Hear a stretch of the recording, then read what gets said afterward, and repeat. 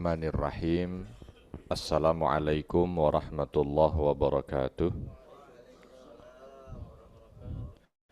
Innal hamdalillah nahmaduhu wa nasta'inuhu wa nastaghfiruh wa na'udzu billahi min sururi anfusina wa min sayyiati a'malina may yahdihillahu fala mudhillalah wa may yudlil fala hadiyalah. Asyhadu an la ilaha illallah wahdahu la syarikalah wa asyhadu anna Muhammadan abduhu wa rasuluhu la nabiyya ba'da.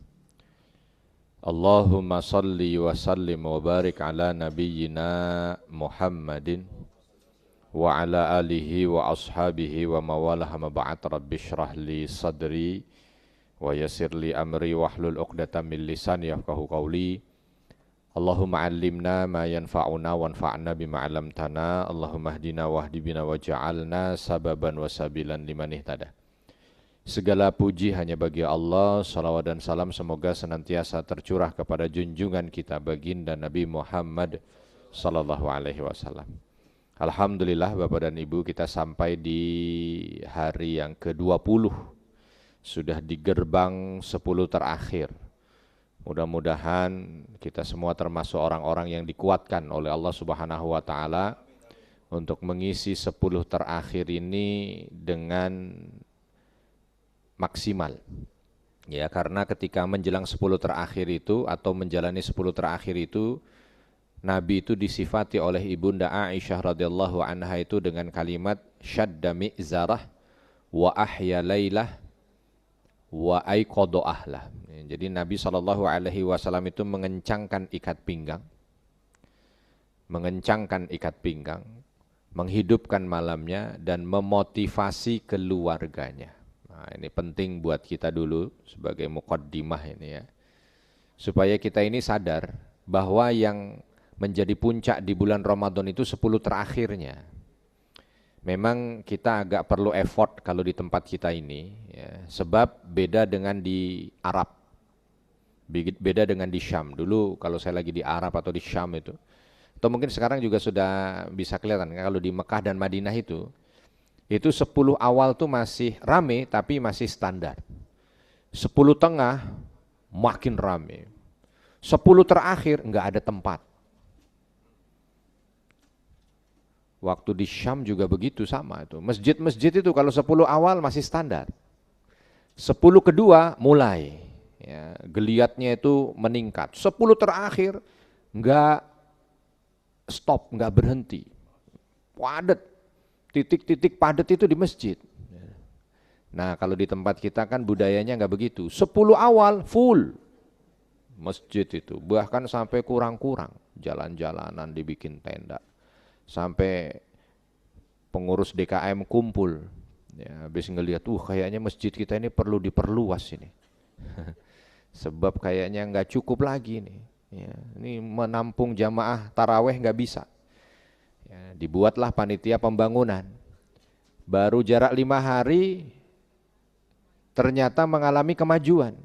Ya, softnya yang kemajuan. Ya, akhirnya panitia dibubarkan. 10 kedua makin. Ya.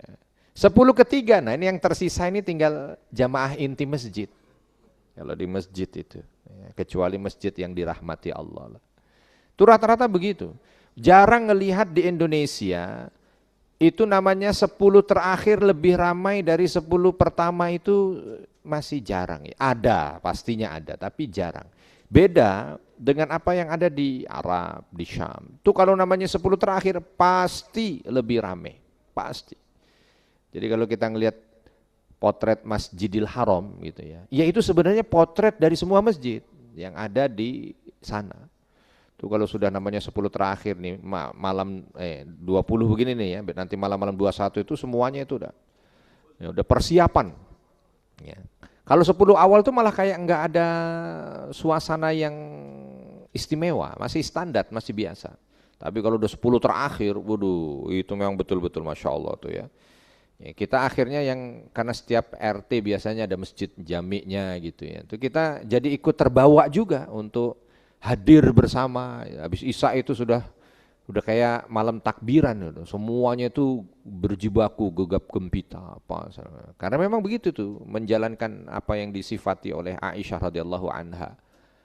Bahwa Ibunda Aisyah mengatakan syadda mi'zarah, Nabi itu mengencangkan ikat pinggang, mengalik ya meningkatkan ya, ibadah yang dilaksanakan, dan itu harus ada Bapak dan Ibu di kita ya. Memang budayanya belum, sebab kita ini masih rame kalau sudah 10 terakhir ini yang rame itu mall. Ya, yang rame pasar, yang rame terminal, yang rame yang menyelenggarakan mudik bersama ya. Nanti 5 terakhir, 3 terakhir yang rame jalanan gitu ya. Nah, itu yang ramenya bertahap. Nah, kita perlu tahu kalau dulu di masa Nabi Shallallahu Alaihi Wasallam itu yang rame, dan masa sahabat, masa tabiin, masa tabi'ut tabiin itu yang rame 10 terakhir itu masjid. Ya alhamdulillah tadi saya dapat informasi dari Pak Haddad kalau masjid kita ini ada iktikafnya, masya Allah. Ya memang harus itu. Dalam 360 hari selama setahun, masjid itu harus paling ramai di 10 terakhir bulan Ramadan. Itu kalau mau benar. Ya, itu harus paling ramai di 10 terakhir bulan Ramadan. Sebab di 10 terakhir bulan Ramadan itu adalah 10 hari terbaik. Memang malamnya yang terbaik, tetapi siangnya mensupport. Ya, karena siangnya ada Ramadannya, ada puasanya. Ya. Jadi siang hidup, malam hidup gitu ya. Siang hidup, malam hidup. Kenapa? Karena memang ini menjadi satu gabungan tersendiri ya, menjadi satu apa ya, bahasanya itu satu kesatuan ya. Bagaimana yang di siang kita tetap puasa, yang di malam kita ada diminta untuk yang kedua nih, ahya lailah, kita diminta untuk menghidupkan malam. Karena Nabi SAW itu di 10 terakhir itu ahya lailah, menghidupkan malam. Ya, jadi kalau bisa di 10 terakhir ini jangan tidur. Kalaupun mau tidur jangan banyak-banyak. Kalau bisa dalam setahun hidup kita itu yang paling sedikit tidurnya itu di 10 terakhir Ramadan. Ya. Sebab di situ ada Lailatul Qadar. Ya. Yang Lailatul Qadar itu jauh lebih baik daripada 1000 bulan. Ya. Nah ini yang penting untuk menjadi catatan kita bersama. Ya. Sebab sekali lagi kalau di tempat kita, ya memang kalau di Arab sana nggak ada istilah mudik, nggak ada. Ya, kenapa nggak ada istilah mudik? Karena mereka kalaupun mau pulang kampung, jaraknya nggak ada yang jauh-jauh. Ya. Jaraknya itu kalau mau pulang ke tempat orang tuanya paling 2 jam, ya, 3 jam, itu udah nyampe. Itu kayak kita kalau pulang ke rumah, kalau pas lagi macet dari kantor, itu juga segitu.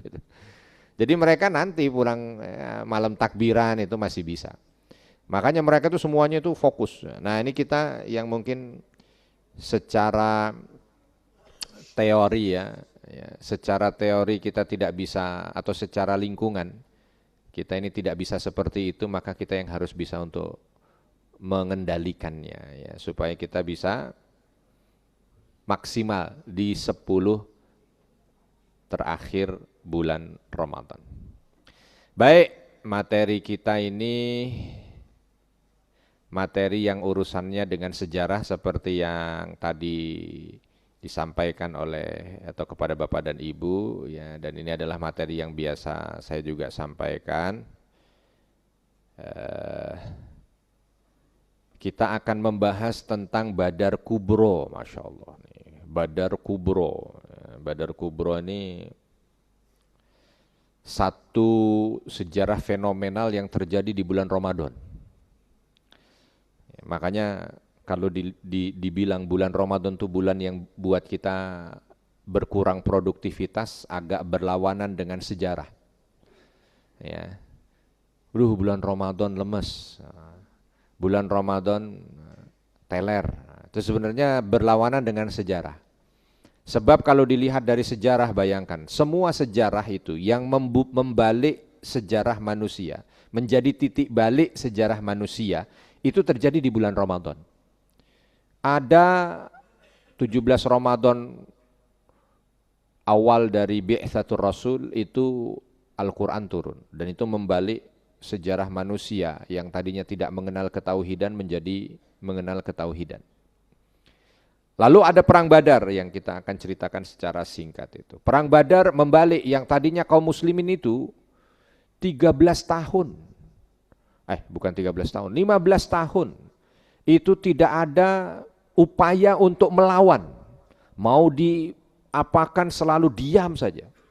Nabi begitu keluar rumah tiba-tiba dilempari kotoran, diam.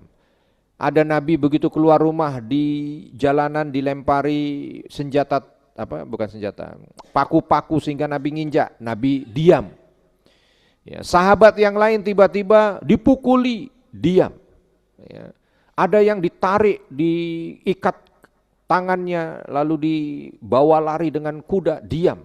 Ada yang digantung di asap bawahnya, diam. Pokoknya nggak ada yang ngelawan. Perlawanan pertama di Badar. Dan ternyata itu terjadi di bulan Ramadan. Dan kaum muslimin menang.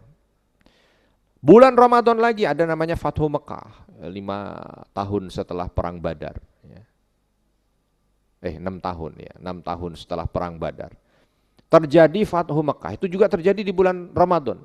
Kalau perang Badar itu menjadi titik balik kaum muslimin akhirnya diakui eksistensinya. Kalau Fathu Mekah, kaum muslimin menguasai jazirah Arab. Nanti ada bulan Ramadan lagi. Kalau Bapak Ibu pernah mendengar dinasti Abbasiyah dibangun kota Baghdad di bulan Ramadan. Nanti ada bulan Ramadan lagi ketika kaum muslimin membebaskan Andalusia. Titik paling barat yang ada di muka bumi, bulan Ramadan. Nanti ada Ramadan lagi ketika kaum muslimin mengambil alih kembali Masjidil Aqsa melalui perang Hittin yang dipimpin oleh Salahuddin Al-Ayyubi. Nanti ada bulan Ramadan lagi ketika kaum muslimin mengalahkan kekejaman Mongol. Ya, anak buahnya Genghis Khan itu satu-satunya yang bisa mengalahkan. Ini kalau nggak dikalahkan di momen ini, itu dia akan menghancurkan dunia. Tapi di stop oleh seorang sultan dari Mesir namanya Saifuddin Qutuz itu di bulan Ramadan. Dan akhirnya membalik dunia yang tadinya semuanya dalam kondisi takut, gelap, sebab ada manusia yang begitu kejam dan sadis. Ya, karena di peperangan Ainun Jalut mereka itu kalah, bukan cuma sekedar kalah, berbalik tobat masuk Islam. Ya, sehingga dunia kembali terang. Bulan Ramadan. Bahkan kita juga merasakan lah kalau kita ini bangsa Indonesia itu merasakan kemerdekaan kalau dikonvert 17 Agustus 1945 ternyata jatuh juga di bulan Ramadan. Ya, ini salah satu nikmat yang mungkin perlu untuk kita syukuri betul bahwa bangsa kita ini merasakan ya keberkahannya Ramadan. Nah, ini bulan Ramadan. Jadi Ramadan itu bukan bulan lemes tapi bulan semangat. Ya, jadi yang membedakan kita nih sekarang nih ya, kalau kita ini aktivitas agak kendor di bulan Ramadan, berarti kita belum puasa, kita baru lapar. Ya, karena kalau puasa semangat, ya, kalau lapar loyo, itu bedanya. Ya. Makanya dulu para sahabat itu kok lapar-lapar tuh perang Badar, lapar-lapar Fathu Mekah, lapar-lapar kok ya merebut Andalusia, lapar-lapar kok membuka Baitul Maqdis, lapar-lapar kok ngusir Mongol. Bukan lapar, puasa. Ya, puasa itu punya sesuatu yang berbeda. Ya, contoh aja, kita itu kalau puasa, kalau nggak puasa, sarapan jam 7, jam 12, jamnya makan siang, kok belum dapat makan siang, itu udah mulai emosi. Jam 1 belum dapat, itu udah masuk angin. Jam 2 juga belum dapat, itu mah. Itu kalau nggak puasa, tapi kalau puasa jam segini ya oke aja, nggak ada masalah. Itu yang membedakan antara puasa dengan tidak, antara puasa dengan lapar. Kalau puasa produktif, kalau lapar lemes, emosi. Makanya kalau demo lapar, itu mesti emosi, anarkis. Ya. Tapi kalau puasa enggak, lain. Nah, ini dia salah satu gambaran dari penggalan takdir Allah di atas muka bumi. Nah, perang Badar Kubro itu adalah namanya juga Kubro ya. Berarti ada yang sugro. Ya. Memang perang Badar ini bukan perang pertama, Bapak Ibu. Jadi ketika Nabi SAW itu di Mekah, praktis tidak pernah ada perlawanan, sama sekali. Dipukulin, diem. Nabi sampai babak belur, diem. Ya, walaupun di situ sudah ada Umar, di situ sudah ada Hamzah, tapi nggak berani ngelawan. Begitu Nabi hijrah, sampai di Madinah, dan yang mengikuti Nabi dari Makkah hidup ke Madinah itu banyak sahabat-sahabat yang latar belakangnya itu orang-orang kaya, dan ketika mereka hijrah ke Madinah itu harus ditinggalkan semua kekayaannya. Nabi itu kadang-kadang melihat ini orang dulu di Mekah kaya raya, tiba-tiba begitu di Madinah karena semua hartanya ditinggal itu jadi orang fakir. Ngelihat Abdurrahman bin Auf, ya Allah ini dulu orang kaya raya. Ngelihat Utsman bin Affan, ini orang kaya raya. Melihat siapa lagi, ini orang kaya raya, hanya sekedar karena ingin mempertahankan keimanannya, dunia semua ditinggal. Semua ditinggal. Nah, akhirnya Nabi berpikir, mereka ini enggak layak untuk seperti ini. Mereka harus mengambil haknya. Cuman kalau ke Mekah, enggak mungkin, enggak punya kekuatan. Nah, Nabi terpikir, bagaimana kalau mereka ini mengambil hak di jalan. Karena orang Mekah itu di selatan Pak, ini Mekah, ini Madinah, ini tempat dagang mereka di Damaskus. Ya. Jadi kalau mereka mau dagang ke Damaskus tuh harus lewat Madinah.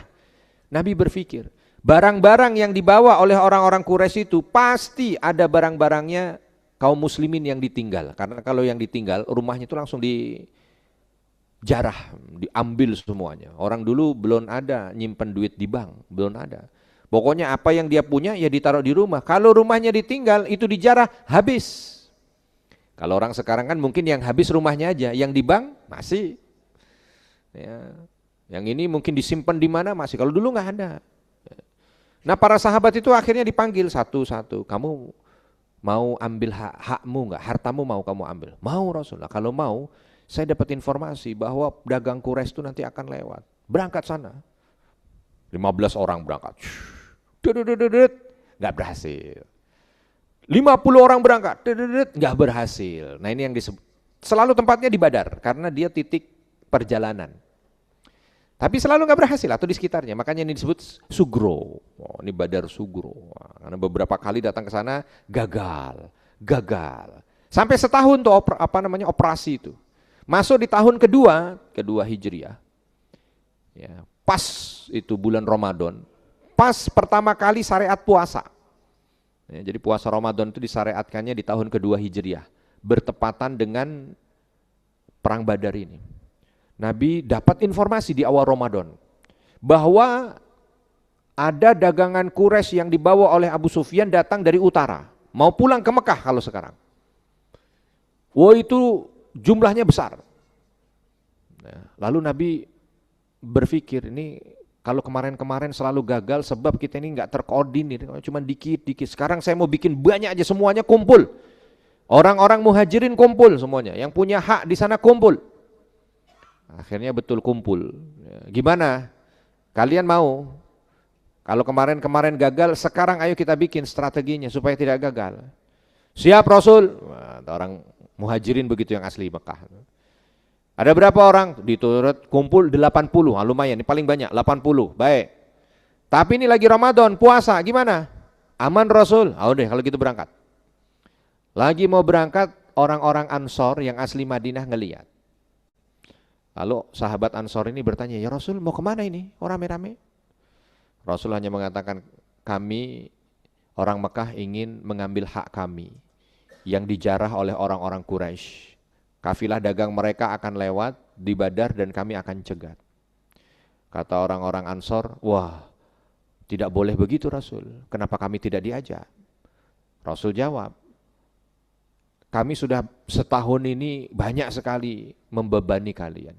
Biarkan untuk urusan ini kami yang berjalan, biar kalian tidak terbebani lagi. Tapi kata orang Ansor lain cerita, nggak bisa Rasul, kami sudah saudara bagi orang muhajirin, kami nggak bisa tinggal diam. Apa yang dilaksanakan dan menjadi hajat kaum muhajirin, hajat Ansor. Ya, akhirnya Nabi tidak bisa melarang, silahkan kalau mau ikut. 80 kaum muhajirin, Ansor terkumpul berapa? 230 30. Jadi banyak yang diantar apa banyak yang ngantar? Karena Ansor mau ngantar ini ceritanya. Menganterin muhajirin ngambil haknya. Jadi banyak mana? Banyak Ansor. Ansor 230. Muhajirin hanya 80. Sehingga terkumpul 313 itu yang jumlah masyhur itu. Itu paling banyak mayoritas Ansor malahan. Yang sebenarnya bukan pada posisinya untuk mengambil sesuatu, tapi menemani.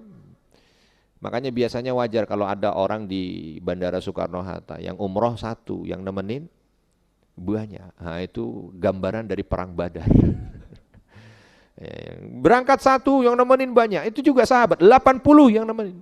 Dan karena memang bukan mau perang, jadi perjalanan itu juga tidak dengan posisi perang.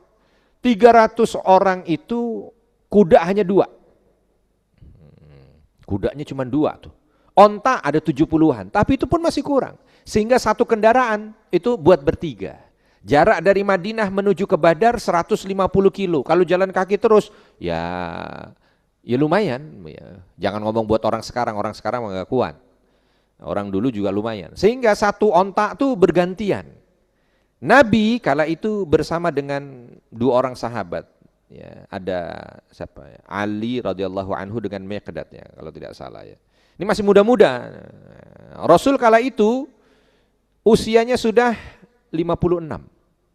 Ya, sudah relatif bukan muda lagi ya. 55 lah, 56. Ada yang di sini usia 56. Biar kita tahu seusia mana Rasul perang Badar ya. Bukan muda, bukan seperti ini mama muda ini. 56. Tapi sahabat Ali masih pada muda ya, masih 30-an, masih kuat. Jadi waktu jalan 150 kilo itu, sahabat Ali dengan sahabat Miqdad ini bisik-bisik. Kita jangan naik dah, kita biar jalan aja sampai Badar. Biar Rasul aja yang naik. Sepakat berdua, baik. Oke, jalan gak apa-apa. Kita tuntun ontanya Rasul. Udah sampai gitu satu tempat, Rasul turun. Gantian, siapa yang naik? Ya, yang 2 ini kan udah sepakat. Oh, enggak Rasul, jangan, kami biar jalan. Kata Nabi, kalian tidak lebih kuat dariku. Jadi Rasul walaupun usia 55, 56, tetap semangat. Kalian tidak lebih kuat dariku, dan aku tidak lebih banyak juga pahala darimu. Jadi ini kalimat yang menggugah sekali gitu ya. Artinya Nabi itu bukan yang lemah, disuruh jalan pun bukan nggak bisa, kuat ya. Tapi juga Nabi dengan tawaduk mengatakan bukan lebih banyak pahala. Ini hanya ungkapan tawaduk ya. Udah pastilah Nabi paling banyak pahalanya, tapi Nabi akan mengatakan saya juga ingin mendapatkan pahala berjalan kaki ya, kurang lebih begitu. Jalanlah ini, harus jalan. Sampai di Badar, Nabi langsung minta berpencar ya, karena kita mau menyergap. Jumlah kita banyak, 300. Kalau ngumpul terus, wah ya ketahuan lah. Kita memencar. Ya, satu sana, satu sana. Pokoknya jangan kelihatan. Siap. Nah, ini kan nunggu kan. Kira-kira Bapak Ibu doanya Nabi di bulan Ramadan itu dengan para sahabat apa doanya? Kan pasti doanya, ya Allah, mudahkan operasi ini, lancarkan hajat kami. Kan begitu kan? Dan yang diharapkan oleh kita sama dengan yang diharapkan oleh Nabi dan para sahabat. Nanti pasukan kafilahnya Abu Sufyan ini masuk Badar, nggak tahu, tiba-tiba langsung disergap, dapat sahabat pulang dengan harta yang dimiliki, mengambil haknya, masuk Madinah, bisa hidup layak. Begitu. Tapi kalau begitu bukan di dunia, itu adanya di sinetron. Ya.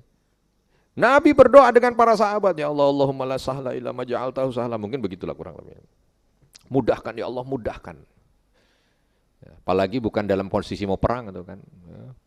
Pedang yang dibawa bukan pedang perang, apa segala macam. Ya alat-alat biasa aja, sebab kafilah dagang memang 1000 Pak. Ontanya jumlahnya 1000, tapi yang ngawal enggak 1000, yang ngawal tuh paling 50, paling banyak 100.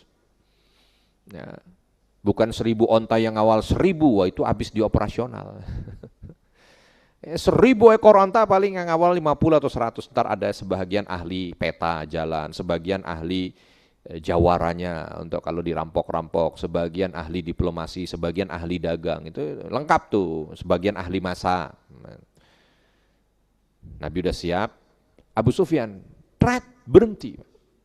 Enggak langsung ke Badar, berhenti dulu. Karena memang sudah selama setahun ini selalu saja kafilah dagang dari Mekah itu ada yang mengganggu bahasa mereka gitu. Di Badar berhenti, kirim mata-mata, kirim, cek Badar, ada nggak ya pasukannya Muhammad ini? Karena setahun terakhir ini kita selalu bermasalah dengan pasukannya Muhammad. Baik, kirim mata-mata, muter karena Nabi tadi berpencar kan, nggak kedeteksi Pak. Pulang sampai ke Abu Sufyan aman, Badar aman, tidak ada masalah kalau kita lewat sana. Oh baik, baik kalau gitu kita jalan. Baru beberapa langkah tiba-tiba Abu Sufyan ini berhenti lagi, stop. Saya mau cek sekali lagi. Biar saya cek, biar saya sendiri. Nyamar Abu Sufyan jalan, malam hari. Muter, aman, nggak ada. Oh berarti benar. Berarti kita bisa masuk Badar. Jalan pulang karena dulu pakai tongkat sama obor gitu kan kalau malam. Tek, ujung tongkatnya kena korma. Korma, diambil biji korma. Waduh, ini biji korma Madinah ini. Berarti ada orang Madinah di sini. Dibuang langsung, lari ke pasukannya, lari ke kafilahnya. Bayangkan Pak, dari biji kormanya aja ketahuan Pak. Kita ada kormanya aja, nggak tahu itu korma mana. Korma mana ini? Tanah Abang. Ini cuman biji kormanya dia. Begitu sampai di pasukannya, berhenti, jangan berjalan. Ya, panggil pengirim surat tercepat. Malam ini juga dipanggil tuh, ya, juru surat yang biasa ngirim surat pakai ya gosen lah, pakai. Kamu bisa berapa hari? Saya 2 hari. 2 hari kelamaan. Waduh, yang 2 hari kelamaan, saya juga 3 hari. 3 hari kelamaan. Saya mau yang paket, yes. Yakin esok sampai. Ini mau, padahal jarak Badar ke Mekah tuh 400 kilo. Saya mau paling cepat, ada dom namanya itu. Saya bisa cepat, tapi bayaran berkali lipat, nggak ada masalah bayaran. Yang penting kamu sampaikan ini, kami urgent, daripada 1000 ekor onta kami ini penuh dengan barang dagangan ini habis, lebih baik saya bayar mahal. Berangkat. Zaman dulu tuh, kalau sekarang kan tinggal pasang sirine kan, itu tanda kalau ini darurat. Kalau dulu tanda daruratnya kan nggak ada sirine, kuping kuda dipotong, cekek. Ya, terus pelana kuda dibalik. Jadi begitu ada mobil, ada kuda di depan apa onta ngelihat spion, darurat, itu kasih jalan. Dulu begitu, ketahuan gitu kalau itu darurat, jadi nggak berhenti, dikasih prioritas.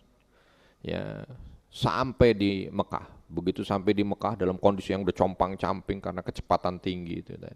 Jadi dia hanya teriak saja, Abu Sufyan.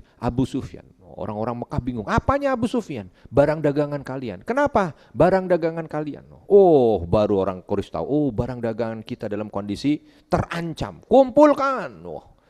Ya, Abu Sufyan minta bantuan karena suratnya dibaca minta bantuan. Kumpulkan. Begitu dikumpulkan, terkumpul 1.500.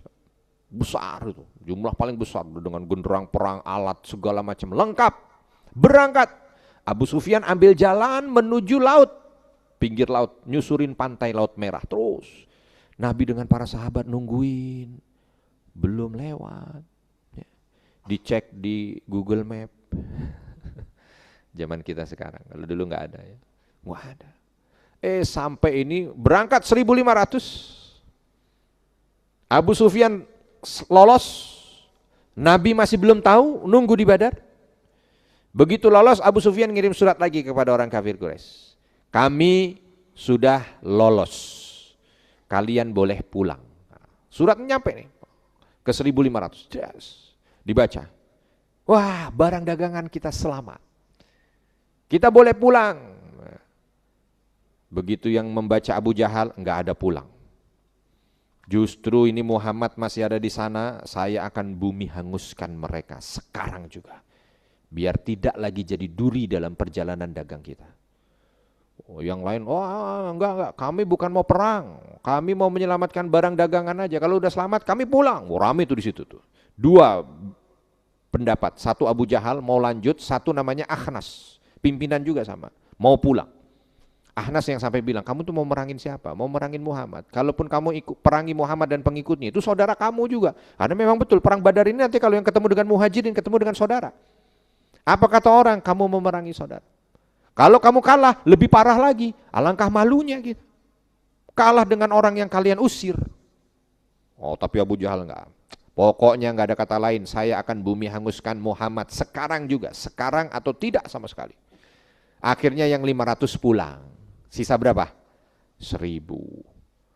Begitu 1000 ini jalan, Nabi nungguin kok kayaknya ada yang enggak beres ini. Sahabat juga saling, gimana ini? Kok enggak ada informasi? Harusnya udah nyampe di Badar. Baik. Nabi muter ngajak Abu Bakar dengan beberapa sahabat yang lain. Kita datangi sumber informasi. Jalan, ada seorang kakek tua, bungkuk, jalan. Nabi bilang, itu sumber informasi. Datang.